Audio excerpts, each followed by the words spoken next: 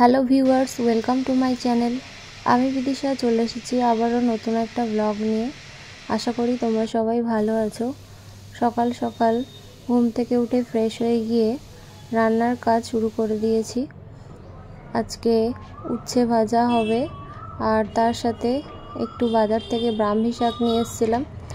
ব্রাহ্মী শাকটাকে ভাজা করব। অল্প পরিমাণেই এনেছিলাম, আমার একার মতো এনেছিলাম, সেই জন্য পরিমাণটা কম ছিল।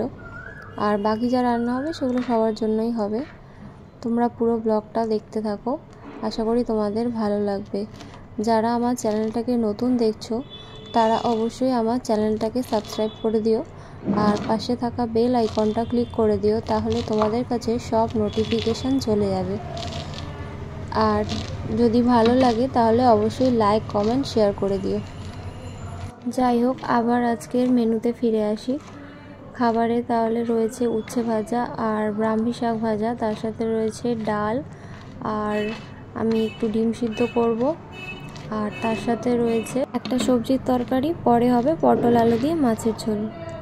কাজগুলো আমি আস্তে আস্তে এক এক করে করতে থাকছি আর তার সাথে সাথে তোমাদের সাথে একটু গল্প করতে থাকি। তো যেটা বলা হয় যে সংসার সুখের হয় রমণীর গুণে। আচ্ছা, রমণীর গুণ না থাকলে সংসার সুখের হবে না, কিন্তু যদি সেই রমণীর স্বামী যদি বা বর, যাই বলি না কেন, যে যেভাবে সম্বোধন করে, তো সে যদি না ভালো হয় তাহলে কি সংসার সুখের হয়? এটা একটা বড় প্রশ্ন। যাই হোক, আমার মনে হয় না সুখের হয় বলে। অর্থাৎ রমণী বা নারীকে হতে হবে সর্বগুণ সম্পন্ন, তবেই তার গুণের জন্য সংসারটা সুখের হবে। তো মা লক্ষ্মী যদি তার ওপর আশীর্বাদ না করে তাহলে সে সুখের হবে না সংসার।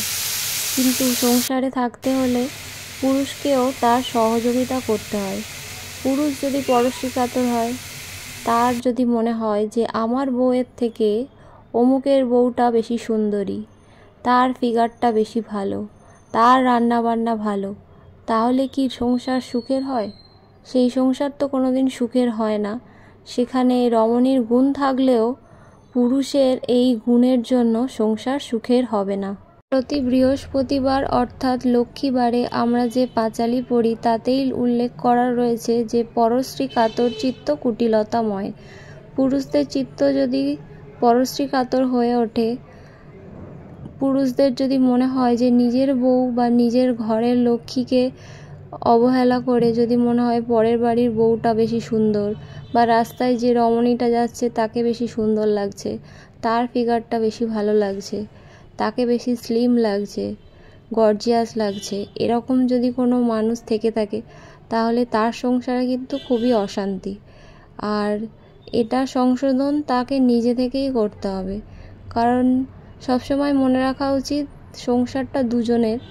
তাহলে সেখানে ঘরে যে রয়েছে তার প্রশংসা না করে যদি বাইরের মহিলার প্রতি তার আসক্তি থাকে বা তার প্রতি যদি তার চোখ চলে যায়, তাহলে কিন্তু সেক্ষেত্রে সংসার সুখের কিছুতেই হবে না। রমণীর যদি গুণও থেকে থাকে তাহলেও সে সংসার টিকবে না, কারণ পুরুষ ঠিক নেই। তাই যাই হোক, অনেক কথা বললাম, আজ আর নয়।